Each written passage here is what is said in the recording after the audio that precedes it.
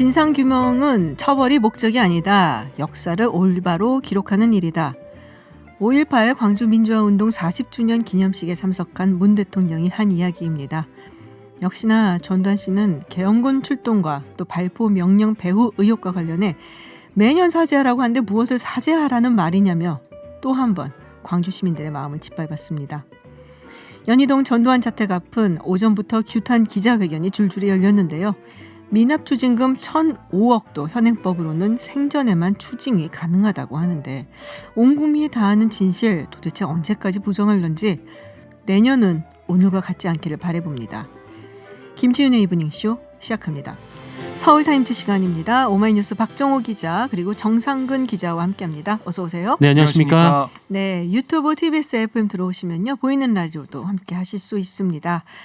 네, 오늘 5.18입니다. 네, 5.18 민주화운동 40주년인데요. 기념식이 광주 5.18 민주광장에서 거행됐습니다. 네. 이때 되면은 물론 기념식도 기념식이지만 이 사람 뭐 하고 있는지 많은 언론들이 주목을 하죠. 네, 바로 5.18 당시 시민들에게 발포 명령을 했다고 의혹을 받고 있죠. 네. 네, 전두환 씨. 지금 미납 추징금도 1,000억이 넘는다고 하고 있고 오늘 다른 이야기는 나왔는지 궁금한데요. 네, 아시다시피 전 씨는 군 형법상 반란죄와 내란죄, 뇌물수수 등의 혐의로 지난 95년에 김영삼 정권 시절에 구속돼 재판을 받았습니다. 1심에서 사형 선고받았죠. 네. 근데 항소심에서 무기징역으로 감형됐고 97년 대법원에서 최종 확정이 됐는데 대법원이 이 전 씨에게 뇌물로 받은 2,205억 원을 추징할 것도 선고를 했어요. 근데 이게 다 추징이 됐느냐? 다 안 됐죠. 안 됐죠. 지금까지 1,200억 원을 환수했지만 여전히 1,005억 간약을 환수하지 못하고 있습니다. 근데 전 씨가 2003년도에 얘기한 게 지금까지 회자가 되고 있죠. 전 재산이 29만 원이라고 얘기했잖아요.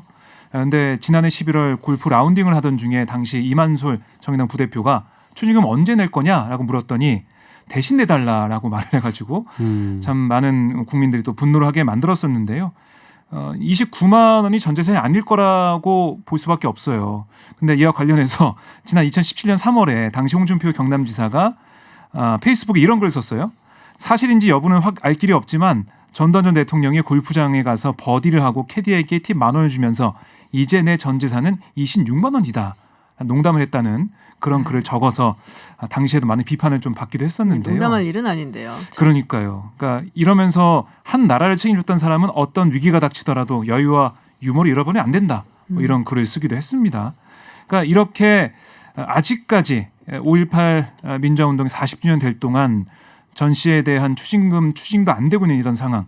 근데 아까 말씀하셨지만은 전 씨가 이 사망하게 된다면 추징금이 받을 길이 없어지거든요. 그렇죠. 예, 지금 우리나라 나이로 90살입니다.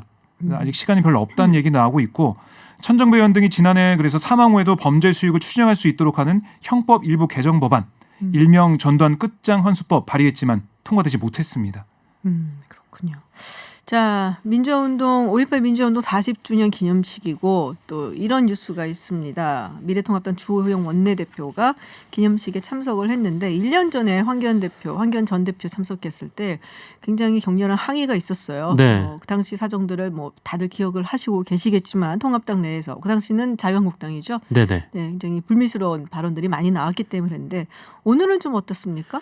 오늘은 별다른 항의 시위가 네. 없었습니다. 항의 시위가 없었고 왜냐면은 이 주호영 원내대표가 이미 광주에 지난 주말에 찾아와서 역사 왜곡 방지법 그리고 5.18 진상규명 처벌법 개정안에 대해서 좀 긍정적인 입장을 유족 대표 측에게 밝혔어요. 그리고 또 유족들에게 이 과거 이제 자유한국당 당시에 있었던 여러 가지 논란 등에 대해서 좀 사과의 말을 전하기도 하고 또 주먹을 쥐고 또 이무리한 행진곡까지 이제 부른 상황이어서 황교안 대표 때랑 좀 대접이 다를 수밖에 없는 그런 상황입니다. 그렇군요. 통합당 내에서 아마 그런 얘기가 나왔던 거 봐요. 5.18 민주화 항쟁에 대해서 이제 조금 다른 식으로 접근을 해야지.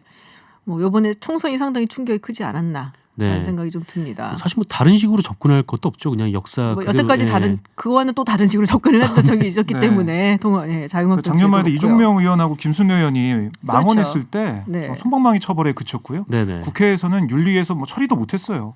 그렇죠. 통합당 사실 그 추천 의원들의 반대가 있었죠. 지금도 국회의원입니다. 네, 5월 29일까지요. 아 그렇군요. 네. 얼마 안 남았어요. 네, 그렇죠. 얼마 안 남았고. 그러니까 그만큼 이제 보수의 본래 가치로 돌아가자 이런 얘기를 하는 것 같고요. 네, 뭐 선언적인 얘기는 계속 나오고 있고 오늘 뭐 이물려 행진곡도 불렀다고 하지만 실천이 어떻게 될지 그게 제일 중요할 것 같아요. 네. 21대 국회에서 관련 법안들이 계속 처리가 될 거니까요. 어떤 입장을 보일지 봐야 될 것 같습니다. 뭐 다른 정당들 소식도 좀 전해주세요. 미래한국당 그리고 열린시민당, 열린민주당. 열린우리당, 네. 죄송합니다. 열린우리당이라고 했네요. 열린민주당. 당이 너무 많았어요. 네. 네.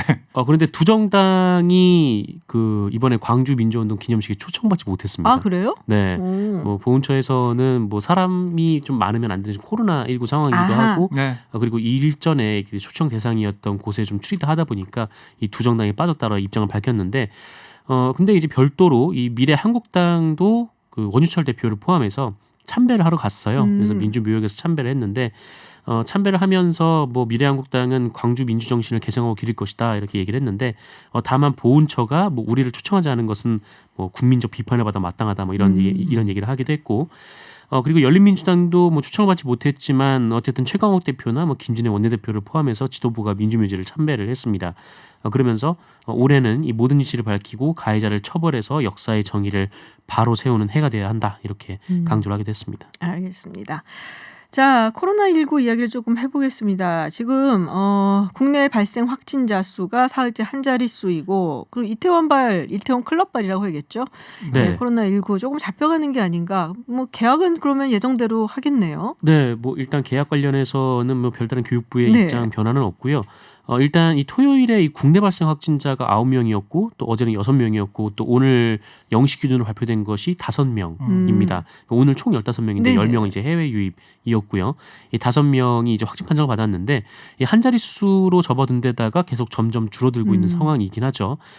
근데 다만 그 5월 9일 밤 11시 48분부터 5월 10일 새벽 0시 34분 사이에 부천 메리트나이트에 확진자가 간 것으로 알려지면서 이때 좀 거기를 가셨던 분들에게 좀 검사를 받으라 네네. 이렇게 방역 당국이 지금 얘기를 하고 있습니다. 그래서 뭐 어쨌든 지금 뭐 확진자는 좀 줄어들긴 하고 있지만 뭐 이렇게 안심할 단계는 아닌데 뭐 그럼에도 불구하고 그 이태원 이 확진자들이 이 신천지만큼 번지지 않은 것은 확실히 이 마스크 효과가 아하. 있었다라는 좀 얘기가 많이 나오고 있어요.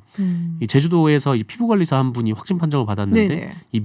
그 손님들하고 밀접 접촉하는 직업임에도 불구하고 그냥 계속 마스크를 쓰고 있었기 때문에 확진자가 없었다고 하고 또 이제 그 교회를 간 학생들도 있었는데 네, 맞아요. 이 교회도 그 1m 거리 유지를 하고 또 마스크를 쓰고 이 방역 지침을 잘 따랐던 교회여서 아하. 역시나 이제 확진자가 나오지 않았다라고 합니다. 그런데 그 인천 학원 강사 무직이라고 얘기해서 상당히 비판을 많이 받았잖아요. 네. 근데 이 학원 강사가 택시를 탔는데 이 택시 기사분이 또 감염이 됐다라는 얘기가 있어요. 네. 이 부분도 진짜 걱정이긴 한데 네. 지난 4일 오후 5시쯤에 이 학원 강사가 이 택시를 탔어요. 네. 택시를 탔는데 이 택시 운전사분이 그 60대인데요. 인후통 증상을 보이면서 17일, 그러니까 어제죠, 확진 판정을 받았습니다. 그리고 이분과 밀접 접촉자인 아내도 역시 17일에 이 확진 판정을 받았는데 문제는 이 기사분이 학원 강사와 접촉한 지난 4일부터 한 열흘 정도 택시를 운행했다. 라는 거예요. 그래서 아이고 참. 이 학원 강사가 발견 당시에 솔직히 얘기만 했어도 이 좀 접촉자 규모를 좀 줄일 수가 있었던 줄일 수가 거죠. 있었는데 좀 무척이나 아쉬운 대목입니다. 끝까지 이렇게 그러니까요. 참 걱정스럽네요. 또 운행을 좀 많이 하셨을 텐데 그동안. 네. 네. 택시도 굉장히 좀 좁은 공간이다 보니까 그렇죠. 걱정이 많이 되죠. 네. 마스크를 하고 있었으면은 아마 택시에 탔더라도 네. 별 뭐 감염이 이런 게 없을 것 같은데 이거 좀 봐야겠네요. 네. 근데 왜냐면 요새 이제 추위가 약간 조금 괜찮아졌나 보다 하던 때였거든요, 딱. 네. 그래서 조금 그렇죠. 황금 연휴 때. 네. 네. 조금 걱정스러운 부분이 있습니다. 어쨌든 그러면은 등교는 하는 건가요? 네, 그렇습니다. 네. 교육부 입장 뭐 똑같고요. 네. 조희연 서울시 교육감도 오늘 브리핑했거든요. 뭐라고 했냐면 먼저 고3은 수요일부터 매일 등교하겠다라고 했습니다. 네네. 매일 등교가 매일? 고3이고요. 뭐 격일 뭐 이런 거 아니고 그냥 매일 그렇습니다. 가는군요. 그러니까 대학 입시와 취업 준비에 어려움을 겪고 있다고 보고 있고요. 그래서 매일 등교해야 된다라는 입장입니다. 그리고 고2 이하 뭐 초중 고등학생들 대상으로 좀 보면 한 주씩 번갈아 가면서 뭐 등교할 수도 있고 원격 수업을 하는 뭐 격주제. 그러니까 등교했다가 다음 주는 뭐 원격 수업 온라인으로? 하든가 예 그렇습니다. 그다음에 일주일에 한 번 등교하는 오부제 이것도 마스크에 이어 재난지원금에 이어서 일주일에 한 등교도 번요? 오부제로 할 수도 있다. 그 생년월일에 맞춰서 하는 거. 생년은 다 비슷할 거 아니에요. 토요일엔 다 나오는 건 아니죠. 학년마다 밤마다 다르게 하는 밤마다 거고요. 다르게? 네. 또 오전반, 오후반 나눠서 하는 이부제 그러니까 여러 가지 선택지를 주고 학교마다 상황에 따라서 선택할 수 있게 이렇게 오전반 하는 겁니다. 오후반은 아마 좀 힘들 거예요. 학원 스케줄들이 있어서 아이들이 또 그래서. 그렇군요. 네. 예, 그리고 뭐 이 조영 교육감이 얘기하는 거는 학교마다 열화상 카메라를 설치했다. 네. 그러니까 학생과 이 교직원들 매일 2번씩 발열 검사하겠다. 철저하게 감시하겠다는 거고요. 그리고 만약에 등교 수업 이후에 학생과 교직원 가운데 확진자가 한 명이라도 발생하면 바로 모든 학생과 교직원 다 집에 돌려보낸다. 그러면서 등교 수업을 원격 수업으로 바꾼다라고 얘기를 했습니다. 근데 그 한 명이라도 발생하면 모두 패닉되는 거 아닙니까? 사실은. 걱정이 많이 이러면 되겠죠. 굉장히 걱정이 되는 건데. 그렇죠. 네. 근데 어쨌든 철저하게 준비하고 있다라고 네네. 얘기하고 있어요. 그렇군요. 사실 조희연 교육감 같은 경우에는 좀 미뤄야 된다는 입장을 가졌던 걸로 제가 그렇죠. 기억을 그러니까 하는데. 고3 등교를 13일에서 20일로 네. 이번 주 수요일로 미뤄야 된다. 일주일 연기해야 된다 얘기한 게 바로 조희연 교육감이에요. 그렇죠. 예, 먼저 얘기했기 때문에 좀 조심하는 그런 모습을 보여왔습니다. 그렇군요. 알겠습니다. 자, 윤미향 당선인 아직까지 논란이 좀 많이 되고 있는데요. 지금 안양 쉼터 이야기가 얘기가 네. 나오고 있어요. 그리고 수원 아파트 얘기도 나오고 있는데 일단 안양 쉼터 지금 뭐 이것 때문에 얘기가 많은데 뭐 너무 먼 게 아니냐 할머니들이 가시기에 사실 뭐 많이 오시지도 않았다. 그리고 일종의 워크숍 같은 거를 하는 이제 펜션 같이 사용을 했다. 네네. 뭐 그리고 뭐 관리비라든지 그리고 아버지께서 그걸 관리를 했다. 뭐 이런 부분들이 논란이 되고 있는 것 같습니다. 그래서 정의기억연대가 이것을 그러니까 2012년에 현대중공업으로부터 기부를 받고 네. 한 10억 원 규모로 기부를 받고 이제 안성에 쉼터를 마련을 했는데 그 위안부 할머님들이 여기 머물 수 있도록 이제 꾸며놨다라는 거죠. 여기에 이제 인테리어까지 해서 한 8억 5천만 원 정도 든 것으로 좀 알려졌고. 근데 문제는 여기를 이제 시세보다 비싸게 샀다라는 겁니다. 그래서 한 2배 정도 비싸게 샀다라고 하고 이곳이 이제 지인을 통해 소개받은 곳이었는데 윤미향 당선인 부부와 이 지인 사이였던 그 이규민 안성신문 대표 네네. 지금은 이제 더불어민주당 국회의원 당선인인데 이분에게 소개를 받아서 이 건물을 샀다라고 하고 그래서 이 돈이 좀 부적절하게 흐른 거 아니냐 좀 이런 의혹이 지금 나오고 있고요. 그리고 이 결과적으로 할머님들이 이용을 못하고 이 다른 목적으로 사용한 거 아니냐. 아까 말씀하셨듯이 일종의 뭐 MT 장소라든가 네네. 아니면 뭐 세미나 장소라든가 좀 이렇게 된 것 아니냐는 지적도 나오고 있고요. 그리고 이와 관련해서 이 관리인을 부친으로 지정해서 6년간 7,580만 원을 지급했다. 뭐 이 부분도 의혹으로 제기되고 있고. 그리고 이 마지막으로 수원 아파트 같은 경우에는 이 경매로 그 2억 얼마 정도에 구매를 했는데 이 경매가 이제 현찰 거래로 모두 이루어지다 현찰로. 보니까 네. 경매니까. 예. 네. 네, 이 2억 원이 넘는 돈을 이 현찰을 어디서 났냐 이런 의혹이 좀 제기가 됐습니다. 그래서 한마디로 위안부 피해자 할머님들에게 들어온 후원금을 뭐 전용한 거 아니냐 이런 추정인데 네, 관련해서 또 네, 의혹이 제기가 근데 됐습니다. 약간 그런 게 있는 거죠. 이게 거기가 이렇게 약간은 조금 많이 들어간 곳이잖아요. 그야말로 전원주택으로 봐야 그렇죠. 되는 네네. 뭐. 산으로 둘러싸여 있고. 네. 근데 거기가 그 당시에 7억 5천이 될 수가 있는 것인가? 라는 얘기들이 많이 나오고 있는 거죠. 사실 그리고 2012년, 13년 그때면은 이제 부동산 가격이 그렇게 좋지가 않을 때였거든요. 그래서 처음에 마포 쪽에다가 산다고 얘기를 했다는데 그 돈이면 마포에 충분히 사고 또 남지 않았겠느냐. 근데 왜 굳이 거기를 갔을까? 그리고 가격은 왜 이렇게 높을까라는 뭐 이런 의혹들이 조금 있는 것 같아요. 윤미향 당선인의 얘기는 다른데 이 당시 마포에서 10억 원대로 구입할 수 있는 일종의 뭐 단독주택, 그러니까 할머니분들이 기거할 수 있는 곳이 없었다라는 게 이 윤미향 대표의 입장이고. 그리고 그 당시 안성에 비슷한 조건의 다른 곳을 좀 찾아도 거기보다는 싼 곳이 없었다라고 얘기를 하고 있습니다. 그래서 이게 건축주가 직접 살려고 한 만큼 좀 고가 자재들로 좀 지어졌기 때문에 뭐 비싼 것이 아니다라는 건데 그래도 이게 팔 때는 또 4억 원 정도에 그렇죠. 팔았거든요. 그래서 뭐 여기에 대해서 얘기가 나오니까 뭐 당시 상황이 너무 좀 시급했고 빨리 매입해야 하는 상황이었기 때문에 좀 이런 좀 논란이 빚어진 것 같다 이렇게 얘기를 했습니다. 판매한 날이 그 이용수 할머니 기자회견 다음 날이라는 얘기가 있어요. 네, 최근 네. 지난달로 네네. 알고 있습니다. 예. 네, 우리 국민들이 부동산만큼은 또 잘 아시죠. 그래서 대충 아무 생각들을 하시지 않을까, 판단들을 하시지 않을까 싶은데, 네, 지금 뭐 그리고 경매로 구입한 것도 본인이 가지고 있던 아파트를 팔고 그리고 그 돈으로 구입을 했다고 하는데 실제로 판 것은 1월이었다. 그러니까 2012년 4월에 경물에 구입을 했는데 실제로 팔았다는 아파트는 2013년 1월에 1월. 팔았다. 예. 한 7개월 정도의 네. 차이가 있는 거죠. 그래서 그렇죠. 그럼 담보대출 받았던 것도 아니고 등기부등본 떠보니까 다 나오는 건데요. 그럼 어디서 이 돈을 가져왔느냐라고 하는 것이죠.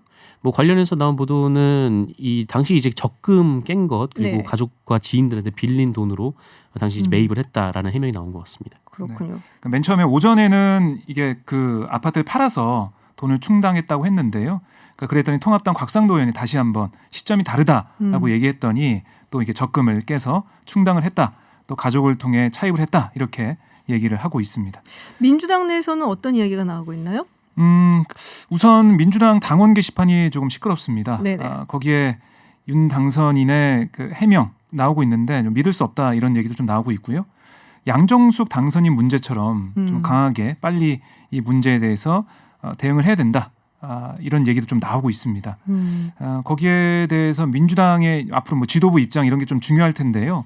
우선 민주당 지도부는 오늘 5.18 민주화운동 40주년 기념식 참석 뭐 이런 것 때문에 논의할 시간이 없었다. 더 상황을 좀 더 봐야 된다 이런 입장을 좀 보이고 있는 것 같고요. 이낙연 전 총리가 좀 엄중하게 이 사안을 보고 있다. 이렇게 오늘 기자들과 만나서 얘기를 했습니다.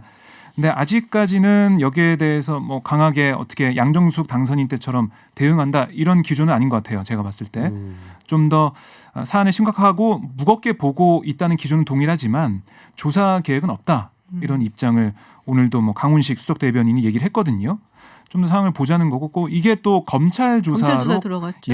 가 있는 상황입니다. 그래서 수사하는 상황에 들어갔기 때문에 그걸 좀 봐야 되지 않겠냐 이런 기조가 좀 있고요. 기류가 좀 있고 제가 몇몇 의원들 좀 통화를 해봤는데 조금 뭐 이 쉼터 문제는 조금 이해할 수는 없는 부분 좀 있다라는 네네. 얘기 좀 하면서 그럼에도 불구하고 지도부가 논의할 테니까 그걸 좀 보고 대응해야 되지 않겠냐 이런 입장을 좀 내놓고 있습니다. 네, 제가 아까 안양이라고 그랬나요? 안성입니다. 네, 안성. 안성에 네. 있는 곳입니다. 예.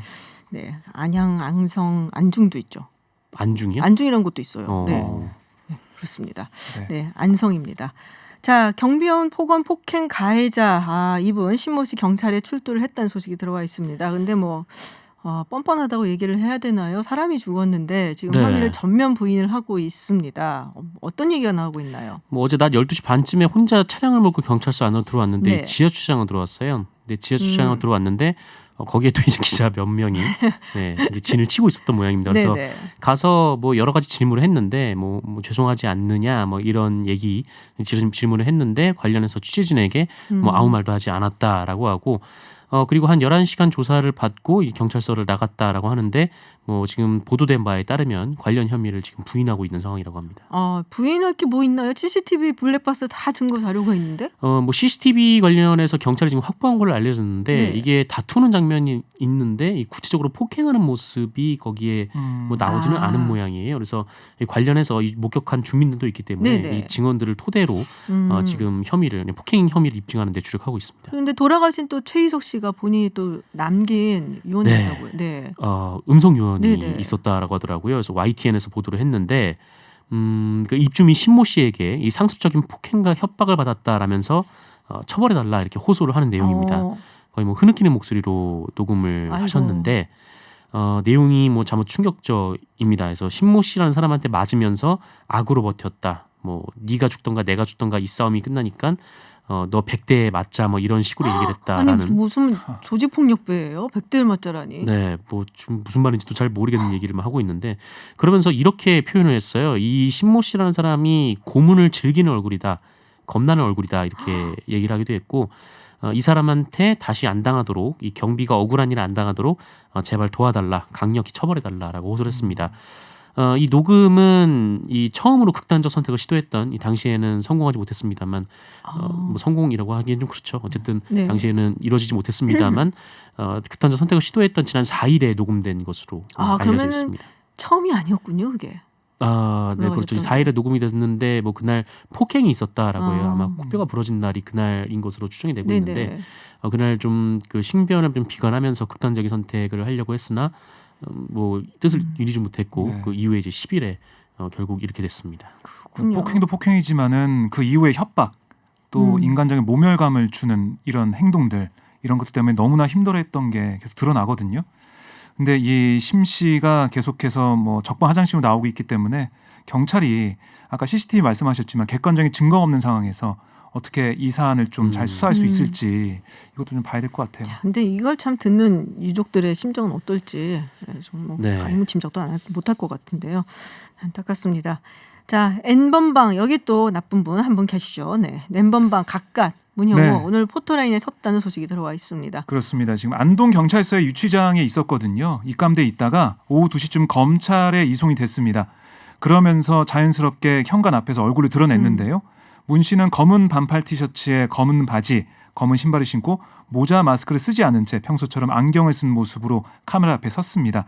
기자들 질문이 있었는데요. 문 씨는 왜 범행했느냐 이런 질문에 피해자 가족들께 죄송하다라고 한 다음에 잘못된 성관념을 가지고 있었던 것 같다라고 얘기를 했습니다. 그리고 피해자 수와 관련해서는 경찰에 밝힌 대로 50여 명이다. 그리고 3건 정도 성폭행을 지시했다라고 얘기를 했습니다. 그러니까 우리가 보도된 바에 따르면 한 건으로 좀 알고 있었는데 네네. 2건이 더 있었다는 거예요. 그렇군요. 네, 좀 충격적이고요. 그리고 얼굴 공개에 대한 심경을 묻는 질문에 대해서는 후회스럽고 죄송하다라고 답을 했고, 그리고 조주빈과 아는 사이인지 여기에 대해서는 네네. 아무 관련 없는 사이다라고 말을 했습니다. 그러니까 이른바 이제 조주빈이 가까스의 우리가 카피캣이라고 얘기를 하잖아요. 네. 예, 뭐 그런 거다라고 보면 되겠군요. 네. 모든 사건의 원조가 이 N번방. 그러니까요. 네, 이 사람입니다.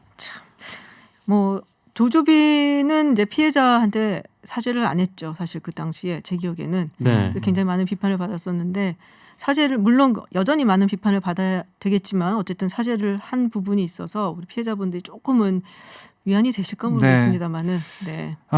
그렇습니다. 어쨌든 철저한 수사를 통해서 네. 공범 문제 그리고 유료 회원방 거기 회원들 문제도 다 발본색원 해야겠죠. 그리고 네. 법적인 책임을 철저하게 졌으면 좋겠다라는 그렇습니다. 생각을 해봅니다. 그리고 제가 하나 더 전해드리고 싶은 게 네네. 있는데요. 긴급재난지원금 관련된 겁니다. 제가 이 네. 뉴스는 항상 스크린하고 있기 때문에 그것도 좀 전해드리면, 그러니까 이게 좀 논란이 있었어요. 왜냐하면 지금 이게 대형마트나 백화점, 유흥업종, 온라인 전자상거래 이런 데 사용할 수 없잖아요. 네네. 그런데 같은 명품 브랜드 매장이라도 백화점 입점 여부에 따라서 쓸 수 있는 데도 있고 이렇다고 하더라고요. 그리고 별다방 같은 데서도 쓸 수 네네네. 있고 맞아요. 이런 데는 사실 중소상공인 이런 업체가 아니지 않냐, 그렇죠. 이런 비판이 좀 있었어요. 여기에 대해 윤종인 행안부 차관이 얘기를 오늘 했습니다. 기자간담회를 가졌는데 사용처를 놓고 형평성 논란이 있는 부분은 인지하고 있다. 이런 부분과 관련해서 개별 가맹점을 넣고 빼는 문제를 논의하고 있다라고 얘기했습니다. 그러니까 이런 형평성이 좀 어긋나는 부분들, 네네. 여기에는 안 써야 되는 거 아니야? 쓰지 못해야 되는 거 아니야? 이런데 네네. 이런 부분들을 좀 보고 있다는 거예요. 그리고 또 하나 이 장애인이나 노인 같은 거동이 어려워서 기간 내 재난지원금 사용을 위한 네. 외출이 불가능한 경우 여기에 대해서도 추가로 현금 지원하는 방안, 그러니까 현금으로 주는 방안을 검토하고 있다라고 얘기하고 있고요. 또 3월 29일 이후에 이사를 가신 분들, 맞아요. 제주도에 살다가 서울에 가신 네, 분들 이런 맞아요. 분들 있잖아요. 네네네. 그것을 들여다보고 있다. 이게 형평성을 좀 따져서 좀 잘 쓰는 방향으로 보고 있다라고 얘기를 하고 근데 있습니다. 이게 3개월이잖아요. 써야 되는. 8월 말까지 써야 네. 됩니다. 빨리 들여다보셨으면 좋겠네요. 3개월밖에 없네. 그렇죠. 네. 네, 그렇습니다. 얼마 안 남았거든요. 네. 그렇게 생각하면 알겠습니다. 네, 국내뉴스 알아보는 서울타임즈 여기까지 듣겠습니다. 지금까지 정상근 기자 그리고 오마이뉴스 박정호 기자였습니다. 고맙습니다. 고맙습니다. 5.18 민주화운동 40주년인 오늘 오전 전두환 자택 앞에서는 시민단체들과 과거의 국가 권력에 의해 희생당한 유족들이 모여 전 씨의 사과를 촉구하는 기자회견이 열렸습니다. 그중에서도 박정희 정권 당시 강남에만 약 70여 필지의 땅을 정권 차원에서 가명 내지는 차명으로 매입한 것을 전 씨를 비롯한 신군부 세력이 은닉했다라는 의혹이 제기가 됐는데요. 해당 의혹을 제기한 국민재산 되찾기 운동본부의 안창용 사무국장 연결해서 이야기 들어보겠습니다. 사무국장님 안녕하세요. 네, 안녕하십니까. 국민재산 되찾기 운동본부 안창용 사무국장입니다.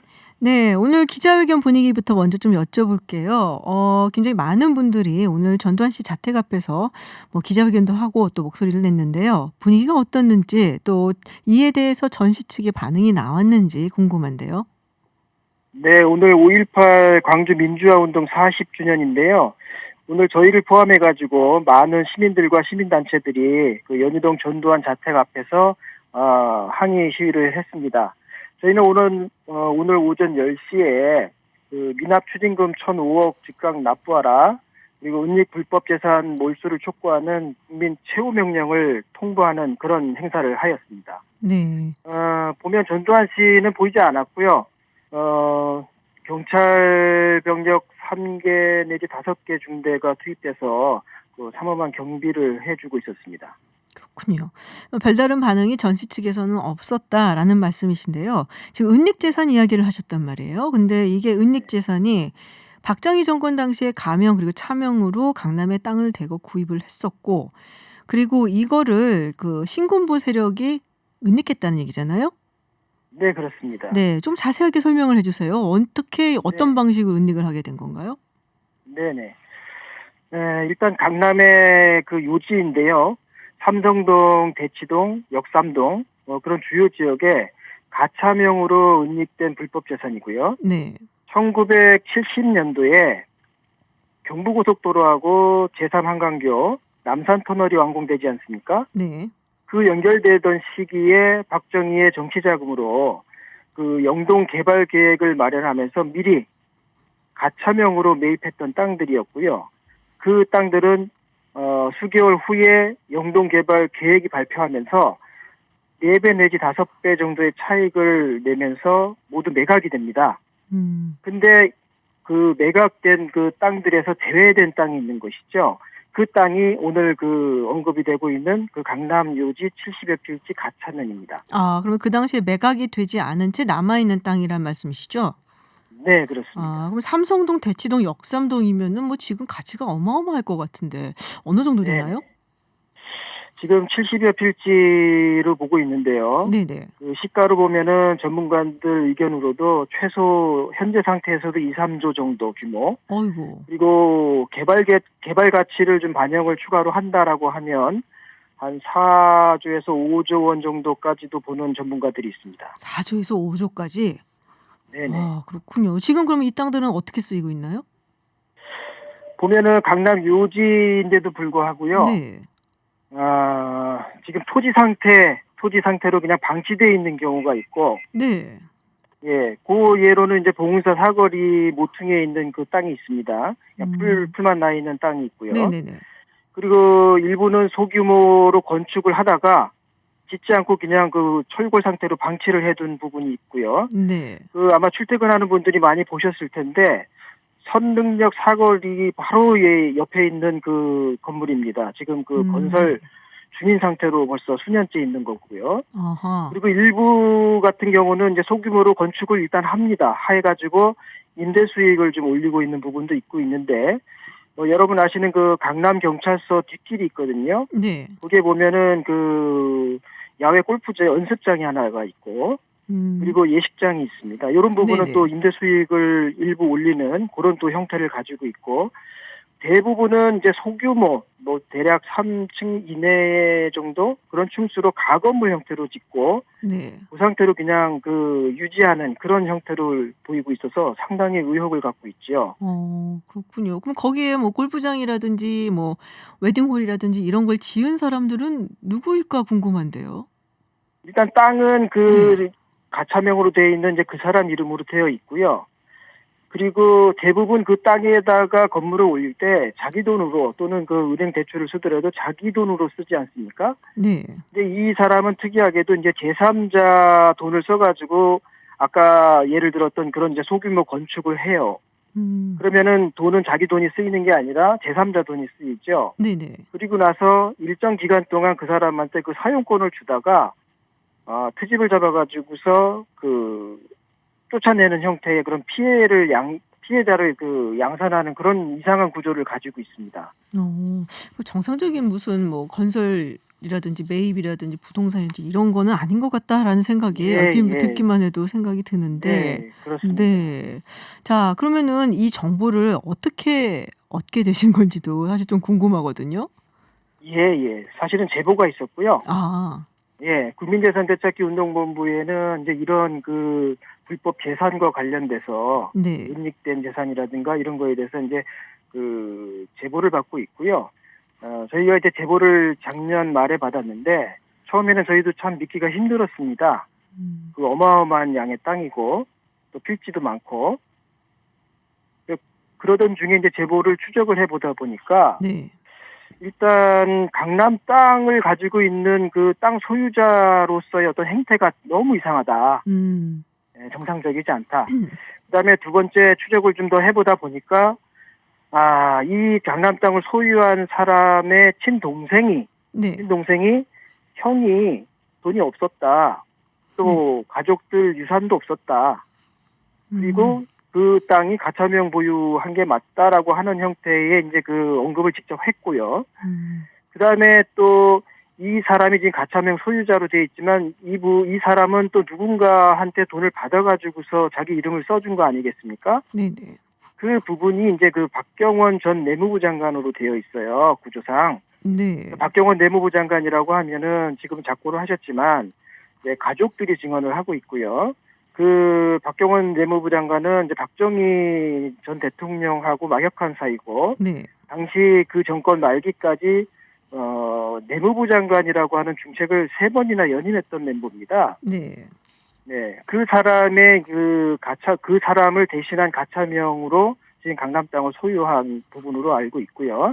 그 박경원 전 내무부 장관의 아들이 박종호 씨라고 이분이 그 가차명 소유에 대해 가지고서 언급한 또 증언도 있습니다. 그렇군요. 그러니까 이게 네네. 일단은 땅 소유자 행태가 조금 이상하다라고 이제 봤더니 네. 이 소유를 하고 있는 이 이름, 이 사람은 네네. 사실 돈도 없는 사람이고 그냥 이름만 빌려줬다라고 이분의 친동생분이 증언을 하신 거고요. 네네. 네, 그렇다면은 이 이름을 이제 빌려간 사람이 있을 거 아니에요. 근데 이 이름을 그렇죠. 빌려가고 이 사람한테 돈을 준 것이 이제 박경원 전 내무부 장관인 것과 같다. 지금 그리고 그거에 대해서 이 박경원 전 내무부 장관의 아들 되시는 분이 이거를 증언을 했다는 말씀이시죠?